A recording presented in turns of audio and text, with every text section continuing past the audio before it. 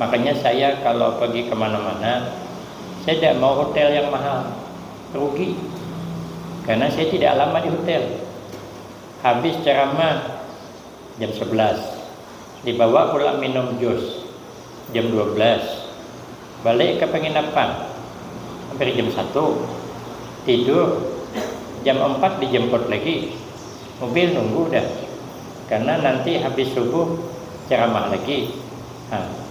Nanti dibawa sarapan, balik lagi ke hotel, mandi-mandi, berangkat lagi, balik sore, habis malaman dah. Berarti berapa jam cuma di hotel. Bayarnya saya tanya yang ngambilkan saya penginapan di Banjarbaru, saya tanya berapa, kok ini mewahnya luar biasa penginapannya. Tidak mau bilang, benar tidak mau bilang. Jadi suruh santri coba tanya yang kasirnya tuh, seakan kita mau menambah, cari yang paling murah jadilah. Berapa kamar yang paling murah di sini? 1 juta. Jago belikan tekor 1 juta kalau bayar dewe. Kalau tadi kan orang bayar kan. Aku kalau bisa mencari penginapan yang 10.000 semalaman. Apa mahal-mahal? Untuk apa? Kan lama juga. Yang lama tuh di alam kubur. Itu lama tuh dari berbalik-balikan. 24 jam tidak bisa kita ngopi di sebelah, tidak bisa. Kalau lah di alam kubur nak ngopi di kuburan sebelah, tidak bakal.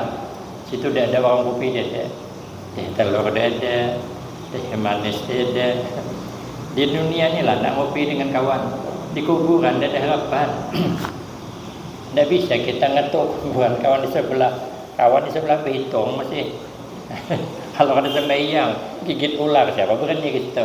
Ularnya besarnya luar biasa. Itu katanya ular menunggu orang tak sembahyang tuh. Panjangnya perjalanan sebulan. Kira-kira kepalanya tuh di depan masjid sepakatnya, ekornya di depan rumah Ayu Tinting. Mana berani kita ngopi di sebelah, mau ular apa panjangnya. Kita tidak berdekat dengan Tuan Guru, lokasi dari dibatasi orang. Tuan Guru kan kelilingannya kan orang baik-baik. Kita di mana nanti ditaruh orang? Makanya di situ namanya kuburan rela, namanya rela menerima. Apa tidak menerima? Mana banjir, mana tagah, kawan di samping bandar judi, pada tahu, tidak bisa istirahat. Macam mana istirahat? Awak baru tidur, kawan di sana gede bawaan berpukul, tidak bisa. Bertetangga dengan payahlah.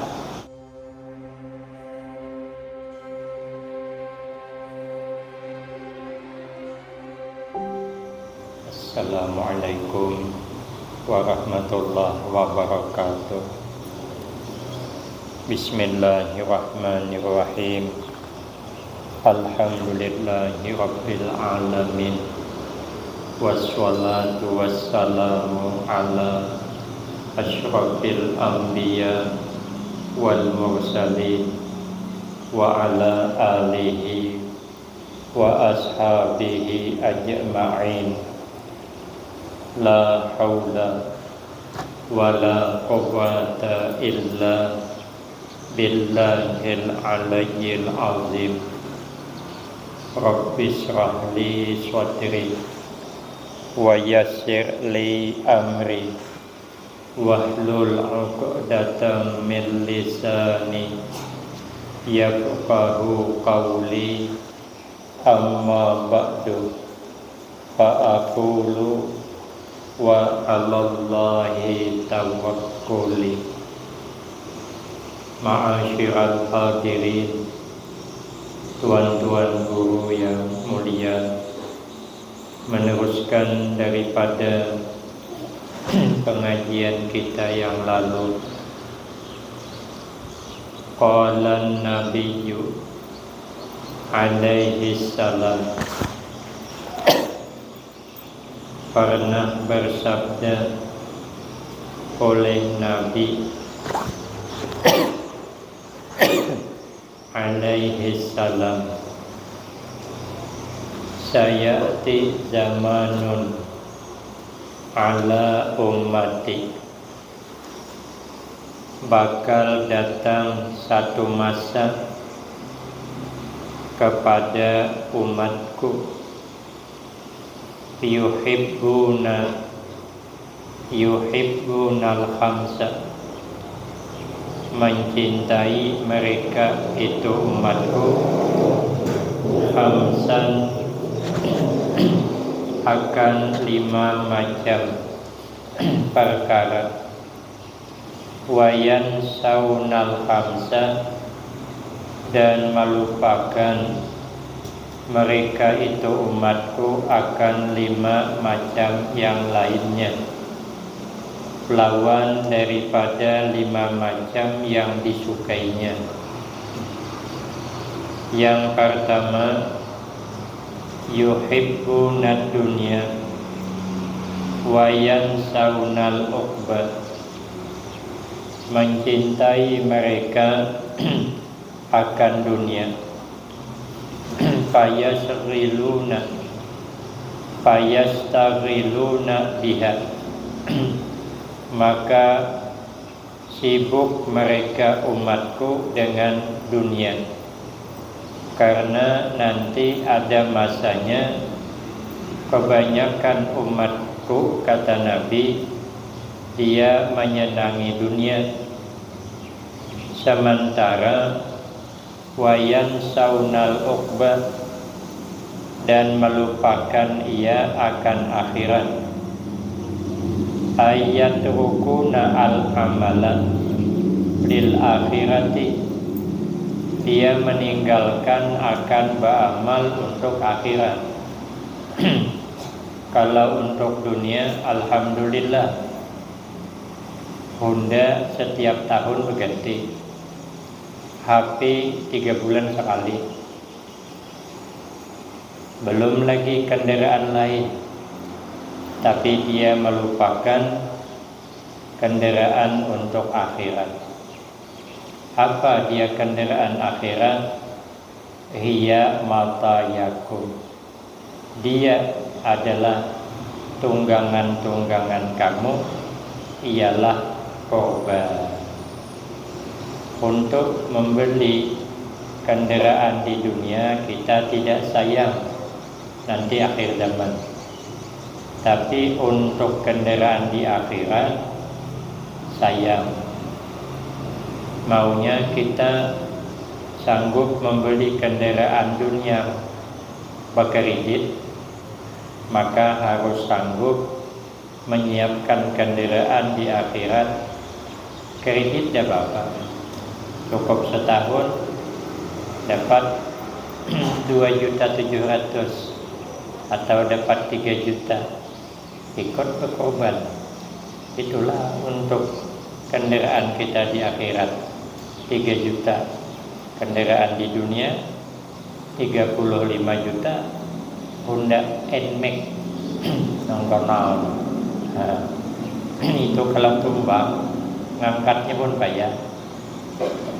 Jadi kita kalau membeli kendaraan untuk akhirat, carilah hewan korban yang agak mantap dagingnya. Kalau kita kan beli Honda, kan dia lihat kan milik.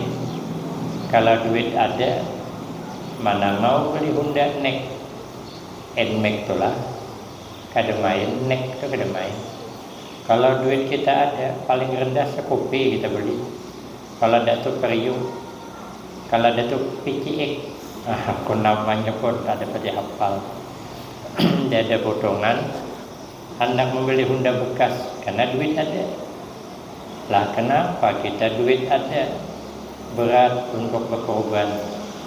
Padahal berkorban itu sunat kifayah fi kulli am, setiap tahun. Lain kalau akikah. Kalau akikah sudah berakikah selesai. Tapi kalau korban sunat setiap tahun. Nah, kita setiap tahun kendaraan diperbaharui, HP pun berganti.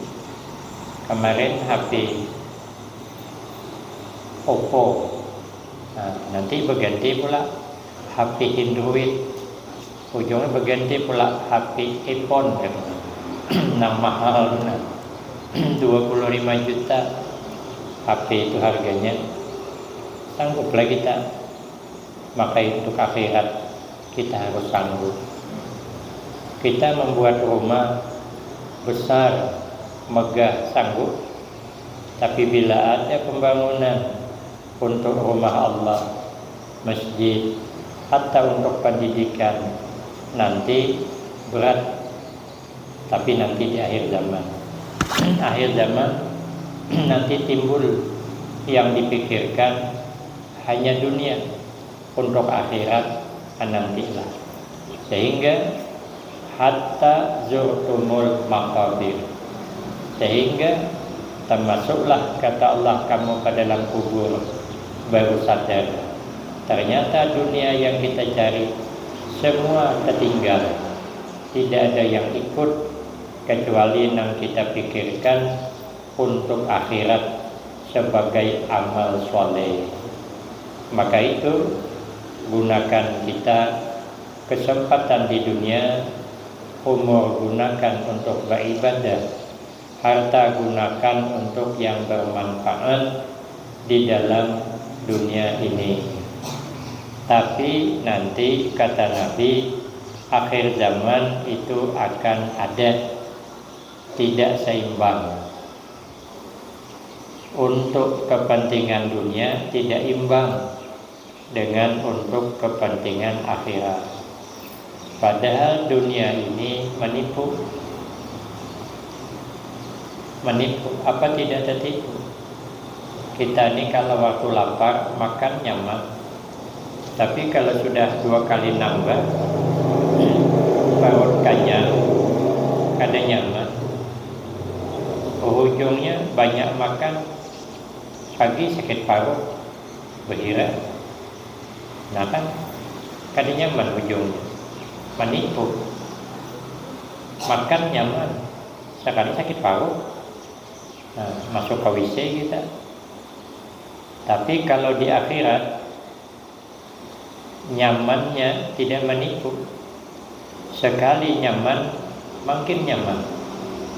Kalau kita makan buah-buahan surga, itu enak. Tidak terbayang enaknya yang ada di dalam dunia. Makin kita makan, makin lezat. Tambah lagi, makin lezat. Banyak kita makan, tidak akan sakit perut, tidak akan jadi kotoran. Karena di dalam surga tidak ada WC. WC tidak ada. Karena kalau di dalam surga ada WC, berarti tidak sempurna nikmat surga. Sehebat-hebat WC tetap kena bagus, walaupun ditaruh di ruangan tengah. Kalau masuk ke WC tetap kena bagus. Berarti yang keluar kena bagus. Lalu yang kita makan di dalam surga jadi apa? Jadi keringat. Keringatnya harum bagaikan minyak misik. Kita di sini kebanyakan makan yang pedas berkeringat, keringatnya perlu dipertanyakan. Mana bisa harum? Walaupun orangnya cantik, walaupun orangnya gagah, keringat tetap dipertanyakan. Ada harapan harum. Nah, maka itu akhirat tidak kalah penting dengan dunia. Dunia kita kejar, tapi akhirat jangan sampai kita lupakan. Yang kedua, wa yuhibbunad dura wa yansawnal qubura. Yang kedua, mereka mencintai gedung. Fayastaghiluna bizinatiha. Dia sibuk memikirkan untuk menghiasi rumahnya yang besar. Bagaimanapun dihiasinya habis-habisan. Sudah siap dirombaknya lagi, gantinya lagi profilnya dengan yang model baru. Nah, catnya belum rusak, ganti lagi. Akhirnya kebanyakan cat rumah mirip kuih lapis. Warnanya banyak sangat. Nang dulu masih ada, sayang dihapus. tapi kepingin warna baru. Sementara wayan saunal kubur, melupakan mereka akan kubur. Rumahnya megah, rumahnya terang, rumahnya mewah, rumahnya indah, tapi dia melupakan di alam kubur. Apa penerang di alam kubur? Penerangnya, kalau menurut Imam Syafi'i, satu, hidup jangan dengki. Kita ini kalau senang dengan kemewahan, nanti bisa imbasnya dengki. Kalau sudah dengki, timbul yang kedua, suka mencari kesalahan orang. Akhirnya suka menyebut-nyebut aib orang. Kenapa? Untuk menjatuhkan. Karena kita hasad. Kenapa hasad? Karena sangat mencintai kepada kemewahan. Nah, menurut dalam kitab Nasaihul Ribad, penerang alam kubur itu sab'atu asya, ada 3. Jadi kalau kita hendak terang di alam kubur ada 3. Apa ada 7? Sab'atu asya, ada 7 macam perkara. Ada 7 macam yang bisa menerangi alam kubur kita. Kalau rumah terang, alhamdulillah. Rumah besar, alhamdulillah. Mewah, nyaman, AC-nya dingin, tapi kuburan harus nyaman kita. Karena tinggal di rumah tidak lama. Dalam kita ni kalau balik ni, kalau lama masih tengah malam, tinggal di rumah malam ni, kadang-kadang lama di warung, lawas di pada satu, habis isya satu tu penuh. Malam tadi dia bisa lewat situ, paksa langsung. Nah, kalau dihitung-hitung, mana banyaknya kita tinggal di rumah dalam waktu malam? Tak banyak di pada satu kayaknya. Situ tahan sampai jam 1 tu. Balik ke rumah, tidur cuma lagi. Nah, kita menikmati pemandangan pada 1 dari jam 9 sampai jam 12. Di rumah paling tahan sejam lagi menikmati rumah, guring lagi. Nah, kalau guring mana tahu menikmati rumah. Makanya saya kalau pergi kemana-mana, saya tidak mau hotel yang mahal, rugi. Karena saya tidak lama di hotel. Habis ceramah jam 11, dibawa pula minum jus jam 12, balik ke penginapan hampir jam 1, tidur jam 4, dijemput lagi, mobil nunggu dah. Karena nanti habis subuh ceramah lagi. Nanti dibawa sarapan, balik lagi ke hotel, mandi-mandi, berangkat lagi, balik sore, habis malaman dah. Berarti berapa jam cuma di hotel. Bayarnya saya tanya yang ngambilkan saya penginapan di Banjarbaru, saya tanya berapa, kok ini mewahnya luar biasa penginapannya. Tidak mau bilang, peneliti tidak mau bilang. Jadi suruh santri coba tanya yang kasirnya tuh, seakan kita mau menambah, cari yang paling murah jadilah. Berapa kamar yang paling murah di sini? 1 juta. Jauh belikan tekor 1 juta kalau bayar dewe. Kalau tadi kan orang bayar kan. Aku kalau bisa mencari penginapan yang 10.000 semalaman. Apa mahal-mahal? Untuk apa? Kada lama juga. Yang lama tuh di alam kubur. Itu lama tuh dari berbalik-balikan. 24 jam tidak bisa kita ngopi di sebelah, tidak bisa. Kalaulah di alam kubur nak ngopi di kuburan sebelah, tidak bakal. Situ tidak ada warung kopi, dia ada. Teh telur dia ada, teh manis dia ada. Di dunia ni lah nak ngopi dengan kawan. Di kuburan tidak ada harapan. Tidak bisa kita ngetuk kuburan kawan di sebelah. Kawan di sebelah berhitung masih. Kalau ada sembahyang gigit ular, siapa berani gitu? Ularnya besarnya luar biasa. Itu katanya ular menunggu orang tak sembahyang tuh. Panjangnya perjalanan sebulan. Nah, kira-kira kepalanya tuh di depan masjid sepakatnya, ekornya di depan rumah Ayu Tinting. Mana berani kita ngopi di sebelah, mau ular apa panjangan. Nah, kita tidak berdekat dengan tuan guru, lokasi dah dibatasi orang. Tuan guru kan kelilingannya kan orang baik-baik. Nah, kita di mana nanti ditaruh orang? Nah, makanya di situ namanya kuburan rela namanya. Rela menerima. Apa tidak menerima? Mana banjir, mana tagak, kawan di samping bandar judi, apa dah tahu, dah bisa istirahat. Macam mana istirahat? Awak baru tidur, kawan sana gede bawaan berpukul, dah bisa bertetangga dengan payahlah. Di akhirat kita yang lama, di alam kubur tu 24 jam kita ada ke mana-mana.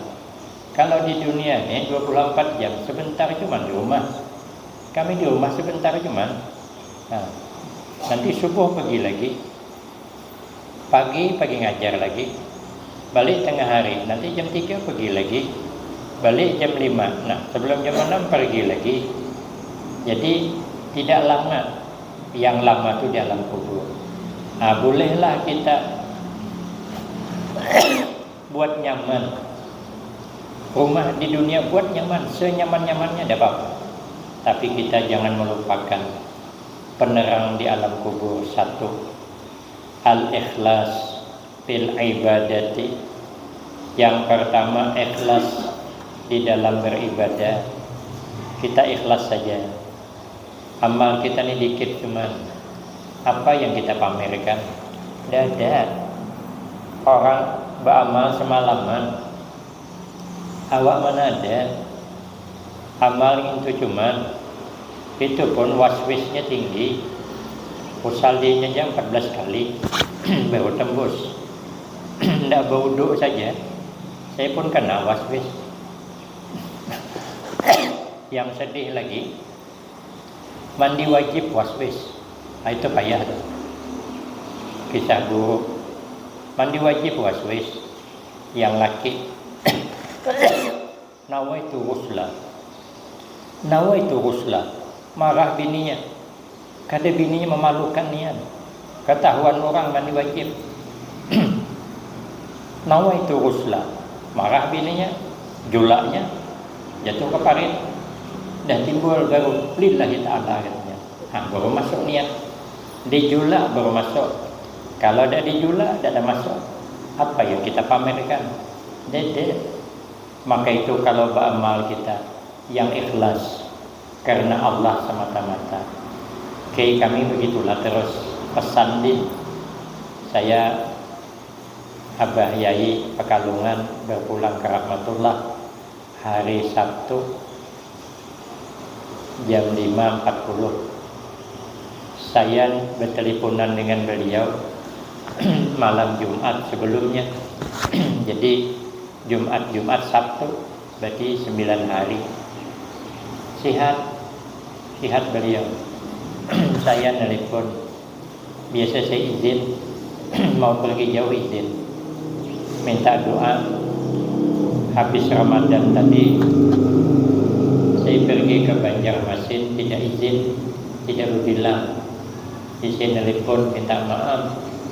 Saya tidak bisa mampir ke Pekalongan dan tidak berizin. Tidak apa-apa kata beliau. Yang penting ikhlas. Ternyata orang-orang hebat di masa lalu itu ikhlas itulah yang dipelihara. Wal ikhlas yuhassinul a'mal. Ikhlas itu benteng amal. Kalau ikhlas dipelihara, amal terpelihara. Satu. Yang kedua, penerang di alam kubur itu birrul walidain, berbuat baik kepada kedua orang tua.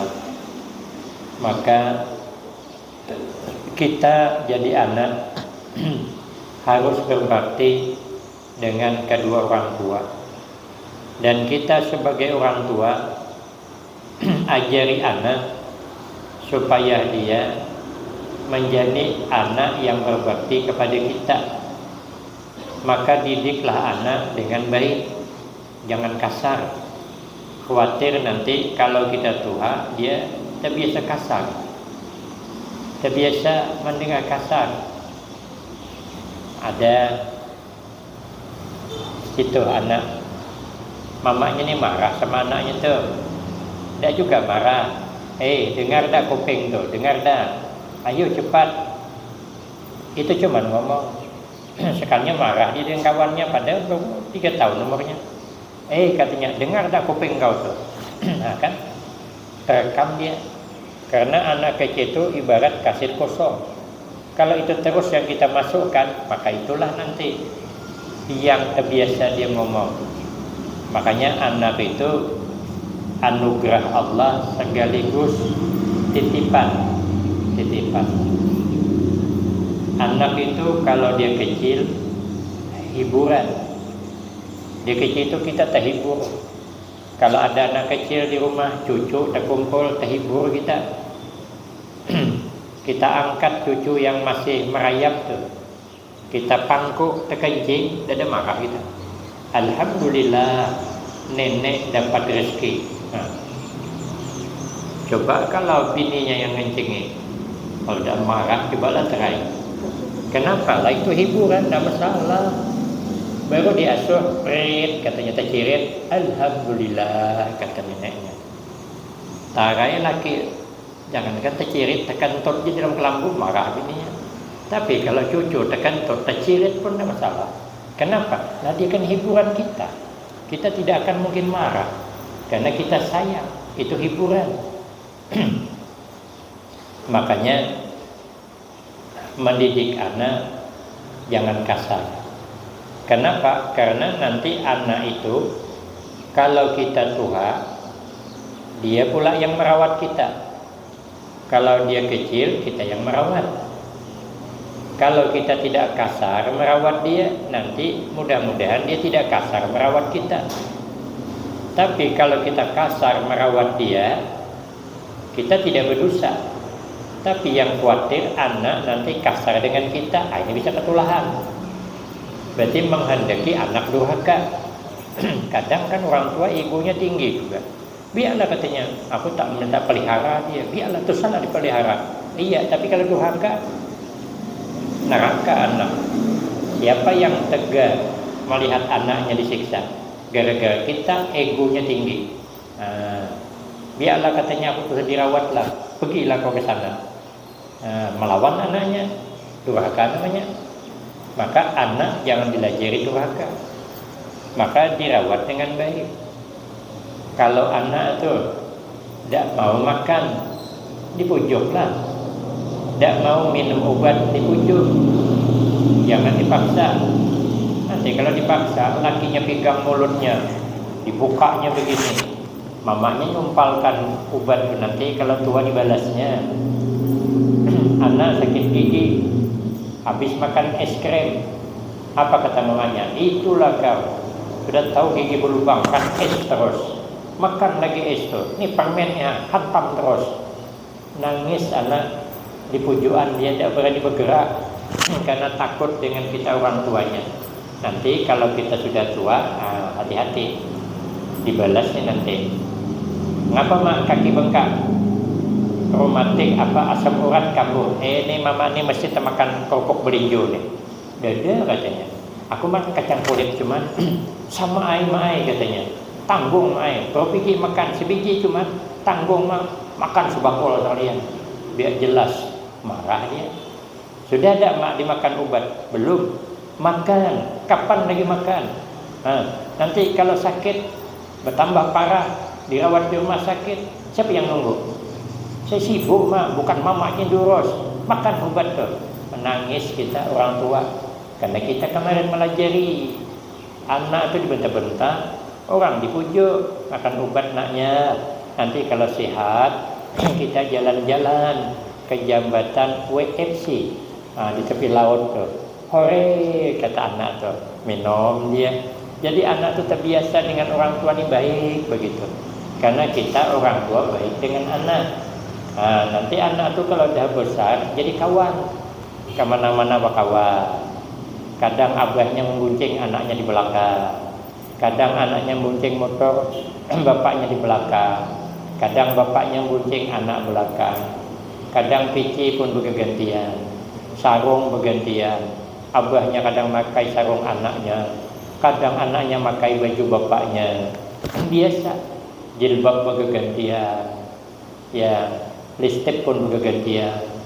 Kata anaknya, mana mak listrik saya? Nah, mama kenapa dipakai? Kata mamanya, kau pun semalam pakai pupuk aku juga. Biasa, jadi kawan. Nah, makanya kita pelihara, rawat anak. Bagaimana anak itu bisa birrul walidain. Karena supaya nyaman di alam kubur, kita harus bakti dengan orang tua. Kita harus berbuat baik kepada kedua orang tua. Nah, kita sebagai orang tua banyak-banyak berbakti kepada orang tua kita. Nah, kita sebagai orang tua ajari anak supaya anak menjadi anak yang baik. 2. Yang ketiga, amalan penerang di alam kubur, wasalisu silaturahim. Yang ketiga adalah mempererat tali persaudaraan, silaturahim. Jangan sampai putus kita hubungan bersaudara, apalagi cuman ya gara-gara beda pilihan terus putus. Kita ini belajar menghargai kawan. Semua kawan, walaupun dia tidak ikut kita, tapi dia kawan kita. Belajarlah kita menyanjung punya kita, tapi jangan menjelekkan kawan. Jangan. Ya. Bolehlah buka. Kalau ada masih di YouTube, ketika saya bercakap waktu dulu, saya tidak jelekan orang. Boleh kita dukung punya kita, tapi jangan pernah menjelekan orang yang tujuannya menjatuhkan nama baik orang. Itu menjaga hubungan silaturahim namanya. Karena semua itu kawan, mana ada lawan.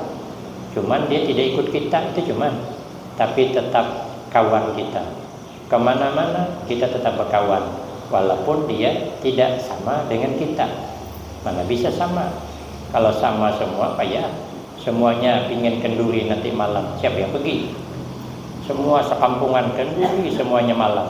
Maka baguslah keinginan berbeda-beda. Kalau sama semuanya makan durian, habis mangga siapa nukari? Buruk mangga kawan. Nah, biarlah berlain-lain tak masalah, tapi kita tetap berkawan.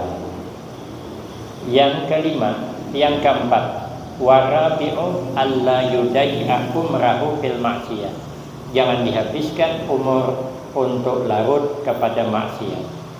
Kemudian yang kelima, alla yattabi'a hawahu. Jangan terlalu menurutkan hawa nafsu. Kita nih kalau menurutkan hawa nafsu, kalau terkena marah, katanya orang marah nih kayak orang, kalau orang marah nih kayak orang gila. Kalau sudah berhenti marah timbul menyesal. Makanya kalau marah seperti orang gila, tapi kalau berhenti marah menyesal. Perhatikanlah kalau orang marah, suami istri berkelahi, itu habis tuh.